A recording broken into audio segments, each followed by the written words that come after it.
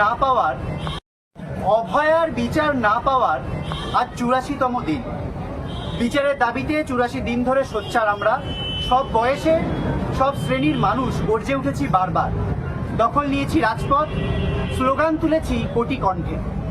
এই রাজ্যের সীমানা ছাড়িয়ে গোটা দেশ, গোটা বিশ্ব অপেক্ষায় আছে অভয়ার ন্যায় বিচারের জন্য। আমরা দেখেছি কলকাতা পুলিশ কিভাবে তদন্তের নামে অপরাধ ধামাচাপা দেওয়ার চেষ্টা করেছে, তথ্য প্রমাণ লোপাটের চেষ্টা করেছে। দেখেছি প্রশাসন কিভাবে অপরাধীদের আড়াল করেছে, এখনো করে চলেছে ন্যূনতম লজ্জাবোধ ছাড়াই। আন্দোলনের চাপে তদন্তভার গেছে দেশের সর্বোচ্চ তদন্তকারী সংস্থা সিবিআই এর কাছে, নজরদারি করছে সুপ্রিম কোর্ট। কিন্তু এত কিছুর পরেও তদন্তের গতি এখনো অতি স্লথ, বিচার এখনো অধরা। সিবিআই একটা প্রাথমিক চার্জশিট পেশ করেছে নিম্ন আদালতে। সমাজ মাধ্যমে একটা নথি ঘুরছে যেটা সিবিআই এর চার্জশিট বলে মনে করা হচ্ছে। যদি তাই হয় তাহলে বলা যায় যে অত্যন্ত সেই দুর্বল চার্জশিট, ধোঁয়াশা অনেক, এই অপরাধ ঘিরে অনেক প্রশ্নেরই কোনো উত্তর নেই তাতে। সেরকমই অল্প কিছু প্রশ্ন আমরা রাখছি এখানে। 9 তারিখে অটোপসি স্যাম্পেল নেওয়া হলেও কেন্দ্রীয় ফরেন্সিক ল্যাবে পাঠানো হলো 14 তারিখ। এত দেরি কেন? সঞ্জয় রায়কে আটক করা হয় 9 তারিখ রাতে, কিন্তু তার রক্তমাখা জামাকাপড় ব্যারাক থেকে নিয়ে আসা হয় 12 তারিখ। আবার এত দেরি কেন? চার্জশিটে খুব নির্দিষ্টভাবে ঘটনার দিনের টাইম লাইন, বিভিন্ন সময়ে কি হয়েছিল তার বর্ণনা আছে। যেমন ওই দিন দুপুর 12টা 15 নাগাদ বাবা মা 𝒉𝒂𝒏𝒏𝒆𝒍 হাসপাতালে এসে পৌঁছান তা বলা হয়েছে। কিন্তু তারা আসার পর কি হয়েছিল, কেন তারা 3 ঘন্টা ধরে অভয়ার মৃতদেহের কাছে যেতে পারেননি, তার কোনো উল্লেখ চার্জশিটে নেই।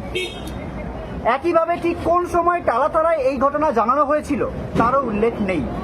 কি কারণে কলেজ কর্তৃপক্ষ এফআইআর করেননি, কেন অভয়ার মা বাবাকেই এফআইআর করতে হয় তার উল্লেখ নেই।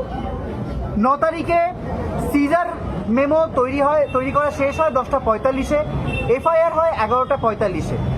তার আগেই 11টা 30-এ আটক করা হয় সঞ্জয় রায়কে। এফআইআর এর আগেই দ্রুততার সাথে অপরাধী আটক হওয়াটা স্বাভাবিকভাবেই সন্দেহের জন্ম দেয়। অভয়ার মা বাবাকে মৃতদেহের প্রায় কাছেই ঘেঁষতে দেওয়া হয়নি। মৃতদেহ সৎকারের কাজটুকুও তাদের করতে দেওয়া হয়নি। সৎকারের কাজে পুলিশের এত দ্রুততার কারণ কি? কে নির্দেশ দিয়েছিল? কার নির্দেশে মৃতদেহ সৎকারের সময় বাড়ির লোকেদের সেখানে যেতে দেওয়া হয়নি? চার্জশিট অনুযায়ী সঞ্জয় রায় ভোর 3:20-তে 𝒉𝒂𝒏𝒏𝒆 হাসপাতালে ঢোকে, তারপর ট্রমা কেয়ার বিল্ডিংয়ে যায় 3:34-এ, বেরিয়ে আসে 3:36-এ। এরপর ইমার্জেন্সি বিল্ডিংয়ের 4th ফ্লোরে সে যায়, সময় দেওয়া নেই। 4:03-এ 3rd ফ্লোরে চেস্ট মেডিসিন ওয়ার্ডে সিসিটিভিতে তাকে দেখা যায়। এর মাঝে প্রায় আধ ঘন্টা সময় সে কি 4th ফ্লোরে ছিল? 4th ফ্লোরে সে ঠিক কি করছিল? সঞ্জয় রায়ের শরীরে আঘাতের চিহ্নগুলো নির্যাতিতার প্রতিরোধের কারণেই হয়েছে বলে মনে করা হচ্ছে। নির্যাতিতার নখের যে নমুনা নেওয়া হয়েছিল পরীক্ষার জন্য, তাতে কি সঞ্জয় রায়ের টিস্যু পাওয়া গিয়েছে? উল্লেখ নেই চার্জশিটে। কেন? সঞ্জয় রায়ের ব্লুটুথ ইয়ারফোনের ওপর ভিত্তি করে পুলিশ তাকে গ্রেপ্তার করে। চার্জশিটের চেস্ট মেডিসিন সিসিটিভিতে সঞ্জয় রায়ের গতিবিধির বর্ণনা দেওয়া আছে। 4:03-এ ব্লুটুথ ইয়ারফোন গলায় সঞ্জয় ক্যামেরার ডান দিক থেকে ওয়ার্ডের দিকে যায়। 4:32-এ সে ওয়ার্ড থেকে বেরিয়ে যায়, তখন তার গলায় ইয়ারফোন ছিল না। এর মধ্যে একবার 4:31-এ ওয়ার্ড থেকে তাকে ক্যামেরার দিকে যেতে দেখা যায় এবং আবার সে ওয়ার্ডে ফিরে যায়। লক্ষণীয়ভাবে এই সময় তার গলায় ইয়ারফোন ছিল কি ছিল না চার্জশিটে তার উল্লেখ নেই। কেন? অভয়ের পোস্টমর্টেম রিপোর্টে তার এন্ডোসার্ভাইকাল ক্যানালে সাদা চটচটে তরলের অস্তিত্ব পাওয়া গিয়েছিল, যা কিনা সেমিনাল ফ্লুইড হতে পারে। এই তরলের পরীক্ষা করা হয়েছে কি? তার ডিএনএ অ্যানালাইসিস করা হয়েছে কি? সেটা সঞ্জয় রায়ের ডিএনএ নাকি অন্য কারো? সেই রিপোর্টগুলো কোথায়? এই সাদা কালো তরলের উল্লেখ কেন নেই চার্জশিটে? এটার প্রশ্নের জবাব আমরা চাই। অভয়ার ধর্ষণ, খুন, প্রমাণ লোপাট ও তার সাথে 𝒉𝒂𝒏𝒏𝒆𝒍 মেডিকেল কলেজে পাহাড় প্রমাণ দুর্নীতির যে মামলা দুটি শিয়ালদা কোর্টে বিচারাধীন তা আমরা জানি। অথচ এই মামলা চলার পর্যায়ে সিবিআই একাধিকবার অভিযুক্তদের আদালতে হাজির করায়নি। একাধিকবার সিবিআই এর আইনজীবী সময়ে আদালতে উপস্থিত হননি। এমনকি এও জানা গিয়েছে যে দুর্নীতির মামলাটিতে সন্দীপ ঘোষ ও অন্যান্য অভিযুক্তদের জেরা করার প্রক্রিয়াটিও এগোয়নি। গত 21শে অক্টোবরের যে শুনানি তাতে সিবিআই অভিযুক্তদের আদালতে পেশ করেনি। স্বাভাবিকভাবেই এই মামলাগুলো দুর্বল হয়ে পড়ার সম্ভাবনা রয়েছে। অভিযুক্তদের জামিন পেয়ে যাওয়ার সম্ভাবনাও তৈরি হচ্ছে। আমরা প্রশ্ন তুলছি, সিবিআই এর এ ধরনের দায়সারা পদক্ষেপ কেন? দোষীদের চিহ্নিতকরণ ও দ্রুত বিচারের প্রক্রিয়াতে দেশের সর্বোচ্চ তদন্তকারী সংস্থার এহেন ভূমিকা আমাদের উদ্বিগ্ন করছে। সিবিআই এর প্রাথমিক চার্জশিটটিতে শুধুমাত্র সঞ্জয় রায়ের বিরুদ্ধে পেশ করা হয়েছে। আমরা জানতে চাইছি এই অপরাধের সাথে আর কেউ যুক্ত ছিল কিনা সিবিআই কবে আর স্পষ্টভাবে তা জানাবে। প্রমাণ লোপাট ও দুর্নীতির দায়ে অভিযুক্ত সন্দীপ ঘোষ ও অভিজিৎ মণ্ডলের বিরুদ্ধে চার্জশিট কবে পেশ করা হবে? এরা কি ঊর্ধ্বতন কর্তৃপক্ষ থেকে নির্দেশ পেয়ে তথ্য প্রমাণ লোপাট করেছিল? এক্ষেত্রে ঊর্ধ্বতন কর্তৃপক্ষকে কি তদন্তের আওতায় আনা হয়েছে, এনেছে সিবিআই? এই প্রশ্নের জবাব আমরা চাই। আমরা আশা রাখব দেশের সর্বোচ্চ তদন্তকারী সংস্থা এই প্রশ্নগুলির সঠিক উত্তর দেবে, দূর করবে তদন্ত নিয়ে তৈরি হওয়া সমস্ত ধোঁয়াশা। এখনো আমরা আশা রাখছি সিবিআই কোনো প্রভাবশালী শক্তি দ্বারা প্রভাবিত হবে না। অপরাধীরা যত ক্ষমতাশালী হোক না কেন, তদন্তের মাধ্যমে তাদের খুঁজে বের করে বিচারের আওতায় আনবে। আমরা আশা রাখছি দেশের বিচার ব্যবস্থা সঠিক ও দ্রুত বিচার করবে, ন্যায় বিচার পাবে অভয়া। উপরোক্ত প্রশ্নগুলোকে সামনে রেখে আপনারা সবাই জানেন গত 30শে অক্টোবর আমরা সিজিও ভবন অভিযানের ডাক দিয়েছিলাম। যে অগণিত মানুষ, সাধারণ মানুষ, বিভিন্ন ডাক্তার নার্সদের সংগঠন, সামাজিক সাংস্কৃতিক সংগঠন আমাদের ডাকে সাড়া দিয়ে উক্ত কর্মসূচিকে সফল করতে আমাদের পাশে এসে দাঁড়ালেন, তাদের সবাইকে আমরা সংগ্রামী অভিবাদন জানাই। ডাক্তার নার্স স্বাস্থ্যকর্মীদের সুরক্ষা ও ভয়ের রাজনীতি মুক্ত এক উন্নত জনমুখী স্বাস্থ্য ব্যবস্থার জন্য আমাদের আন্দোলন জারি আছে। আর একটাও অভয়ার ঘটনা যাতে ঘটতে না পারে তা সুনিশ্চিত করতে West Bengal junior doctors front আমরা লড়াই চালিয়ে যাচ্ছি। অন্যদিকে 𝒃𝒊𝒂𝒏𝒏𝒆 সহ অন্যান্য বিভিন্ন মেডিকেল কলেজের শাসক দলের প্রত্যক্ষ মদতে ভয়ের রাজনীতির পাণ্ডারা আগের মতোই মৌরসি পাট্টা কায়েমের চেষ্টা চালাচ্ছে। ন্যাশনাল মেডিকেল কমিশনের নিয়ম মেনে কলেজ কর্তৃপক্ষের তৈরি করা এনকোয়ারি কমিটির তদন্ত ও শাস্তিদানের এখতিয়ার নিয়েই আপত্তি জানিয়েছেন খোদ মুখ্যমন্ত্রী নিজে। আমরা আগেই উল্লেখ করেছি যে এ ধরনের বক্তব্য সরাসরি মেডিকেল কলেজগুলোর স্বশাসনের বিরুদ্ধে, গণতন্ত্রের মূল ধারার পরিপন্থী এবং সর্বোপরি মেডিকেল কলেজগুলোতে ভয়ের রাজনীতিকে পুনঃপ্রতিষ্ঠিত করার একটি শাসক দলীয় প্রচেষ্টা বই আর কিছু নয়। আমরা এই অপচেষ্টাগুলোর বিরুদ্ধে সর্বতোভাবে লড়াই চালিয়ে যাব। আমাদের শিক্ষা প্রতিষ্ঠানগুলোকে আমরা কিছুতেই ভয়ের রাজনীতির আখড়া বানাতে দেব না। রাজ্যের স্বাস্থ্য ব্যবস্থার পরিকাঠামোগত উন্নয়ন সহ অন্যান্য দাবিগুলো মেনে নিয়ে সরকারি যে নির্দেশিকাগুলি জারি করা হয়েছে সেগুলি রূপায়ণে সরকার কতটা আন্তরিকভাবে সচেষ্ট সে ব্যাপারে আমাদের তীক্ষ্ণ দৃষ্টি থাকবে। সাধারণ মানুষের স্বার্থই আমাদের স্বার্থ। সরকারি স্বাস্থ্য ব্যবস্থায় রোগী স্বার্থ সুনিশ্চিত করার জন্য, উন্নত জনমুখী চিকিৎসা সুনিশ্চিত করার জন্য Wbjdf হাসপাতাল থেকে রাজপথ সমস্ত জায়গায় উপস্থিত আছে, আগামীতেও থাকবে। আমাদের নজর থাকবে 4 তারিখ শিয়ালদা কোর্ট এবং 5 তারিখ সুপ্রিম কোর্টের শুনানিগুলির দিকে। আগামী 9ই নভেম্বর 𝒃𝒊𝒂𝒏𝒏𝒆 যে নারকীয় ঘটনা তার 3 মাস পেরিয়ে যাবে। 3 মাস মানে 90 দিন। ঠিক 90 দিন সিবিআই এর হাতে থাকে তদন্তের চার্জশিট পেশ করার জন্য। বিচার না পাওয়ার, বিচারের নামে প্রহসনের 90 দিন। 9ই নভেম্বর আমরা বিভিন্ন মেডিকেল কলেজগুলিতে অভয়ার স্মৃতিতে দ্রোহের গ্যালারি প্রদর্শনী করতে চলেছি, যেখানে এই চলমান আন্দোলনের বিভিন্ন মুহূর্তকে ও মূল সুরকে ধরে রাখার চেষ্টা করা হবে বিভিন্ন ছবি, পোস্টার, কবিতা, আর্ট ইনস্টলেশনের মাধ্যমে। ওই দিন 𝒃𝒊𝒂𝒏𝒏𝒆 হাসপাতালে রক্তদান শিবিরের আয়োজন হবে। ঠিক সেদিনই সিবিআই তদন্ত ও চলমান আন্দোলন সম্পর্কে জনতার মতামত নিতে বিকেল 3টে কলেজ স্কোয়ার থেকে ধর্মতলা অবধি ন্যায় বিচারের দাবিতে আমরা নাগরিক মিছিলের ডাক দিচ্ছি। বাংলার বিভিন্ন জেলায় জেলায় ন্যায় বিচারের দাবিতে আপামর জনগণকে আমরা পথে নামার আর্জি জানাচ্ছি সেই দিন। ওই দিন নিজের মতো করে প্রতিবাদ জানান বিচারের দাবিতে, মিছিল হোক বা সমাবেশ, জমায়েত হোক বা মানববন্ধন, প্রতিবাদ সভা বা সাংস্কৃতিক সভা, প্রত্যেকে নিজেদের মতো করে প্রতিবাদে সোচ্চার হন। পাড়ায় পাড়ায়, এলাকায় এলাকায়, নিজেদের ক্লাবে, সোসাইটিতে, গ্রামে গঞ্জে। অভয়ার ন্যায় বিচারের দাবিতে, অভয়ার ন্যায় বিচার আমাদের অঙ্গীকার, আর একটা অভয়া যাতে না হয় তা সুনিশ্চিত করা আমাদের অঙ্গীকার। এই অঙ্গীকারকে কেউ রাজনৈতিক দলের ফাঁপা প্রতিশ্রুতি ভেবে ভুল করবেন না। তিলোত্তমার বিচার না নিয়ে আমরা আন্দোলন ছাড়ছি না, রাজপথ ছাড়ছি না। Of Abhaya's search for justice. For 84 days we have raised our voices for justice, with people of all ages and classes repeatedly taking to the streets and shouting in unison. The entire country and the world are awaiting justice for Abhaya. We have witnessed how the Kolkata police have attempted to cover up crimes in the name of investigation, and how the administration has sheltered the offenders without any sense of shame.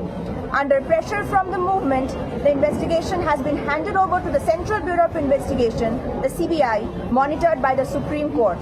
Yet, despite all this, the pace of the investigation remains exceedingly slow and justice is still elusive. The CBI has submitted a preliminary charge sheet to the lower court, which is weak and filled with ambiguity, leaving many questions unanswered. Here are just a few of those questions. Firstly, although samples were taken on the autopsy on the 9th, they were sent to the Central Forensic Lab only on the 14th. Why? Sanjay Rai was arrested on the night of the 9th, but his blood-stained clothes were only brought from the barrack on the 12th. Why? The charge sheet specifies a timeline of events for that day, stating that the parents arrived at 𝒂𝒄𝒉 Hospital around 12:15 p.m.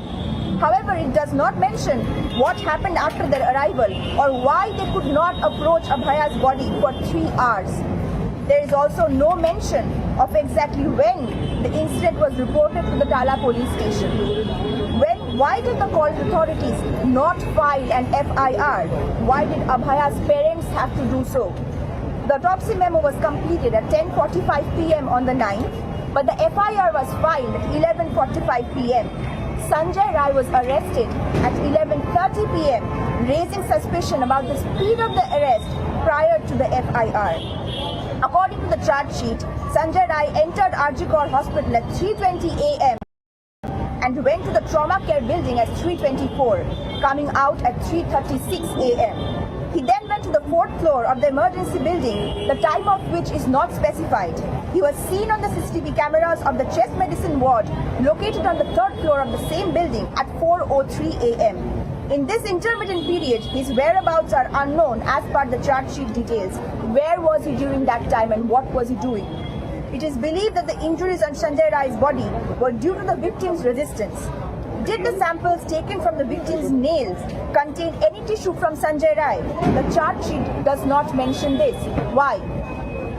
The police arrested Sanjay Rai based on his Bluetooth earphone.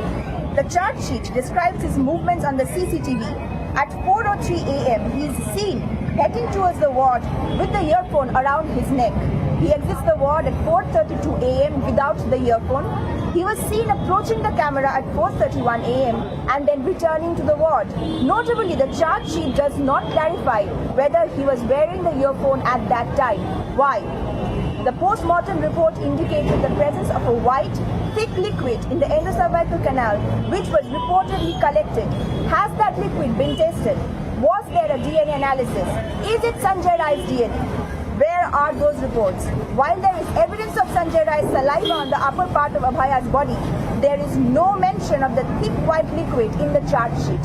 Why? Abhaya's parents were not allowed to come close to the body at all. They were not even permitted to perform the last rites. What was the reason of the police's rapid action in the cremation? Who gave the orders?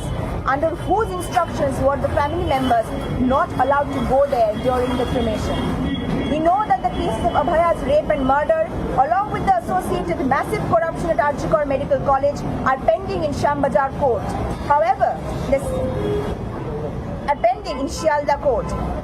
the CBI has reportedly failed to present the accused in court, and its lawyers have not been present at crucial times. It has also come to light that the process of interrogating the accused in the corruption case has not progressed. On October 21st, the CBI did not present the accused in court. Consequently, this raises the possibility of the cases becoming weaker, allowing the accused to secure bail. We question why the CBI has adopted such a lackadaisical approach. This conduct from the country's highest investigative agency is alarming regarding the identification of offenders and the swift pursuit of justice. The CBI's preliminary charge sheet has only been presented against Sanjay Rai. We want to know when the CBI will clarify whether anyone else was involved in this crime. When will charges be filed against the accused Sandeep Ghosh and Abhijit Mandal for evidence tampering and corruption? Did they act on instructions from higher authorities to destroy evidence? In that case, has the CBI brought the higher authorities under investigation? We hope that the highest investigative agency in the country will provide accurate answers to these questions and eliminate the confusion surrounding the investigation. We still hope that the CBI will not be influenced by powerful entities and that it will find and bring the perpetrators to justice regardless of their power. We trust the judicial system will deliver timely and fair justice for Abhaya. In light of these questions, we had called for a march to the CGO complex on October 30th. We extend our solidarity to the countless ordinary people and various doctors and nurse organizations, as well as social and cultural groups who have responded to our call and made the event successful. Our movement continues for the protection of doctors, nurses and healthcare workers and for a threat-free, people-centered public healthcare system. We are committed to ensuring that no other incident like Abhaya occurs. The West Bengal Junior Doctors Front will continue to fight against the politics of fear that is being re-established under the direct patronage of the ruling party in various medical colleges, including 𝒂𝒄𝒉 Medical College. The Chief Minister herself has objected to the authority of the inquiry committee formed by the college authorities. We have previously stated that such remarks directly undermine the autonomy of medical colleges, contradict the fundamental tenets of democracy, and is an attempt by the ruling party to re-establish the politics of fear in medical institutions. We will fight all attempts to make our educational institutions threat hubs. We will keep a vigilant eye on the government's sincerity in implementing the directives issued regarding the infrastructural development of the healthcare system at the state level, along with our other demands. The interests of the general public are our interests.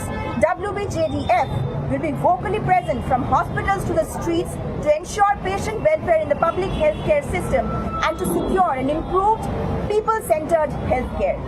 We will be closely monitoring the hearings on the 4th in Shialdah Court and on the 5th in Supreme Court. On November 9th, it will be 3 months since Abhaya's horrific incident occurred. 3 months means 90 days, exactly the period the CBI had asked to file the investigation charge sheet.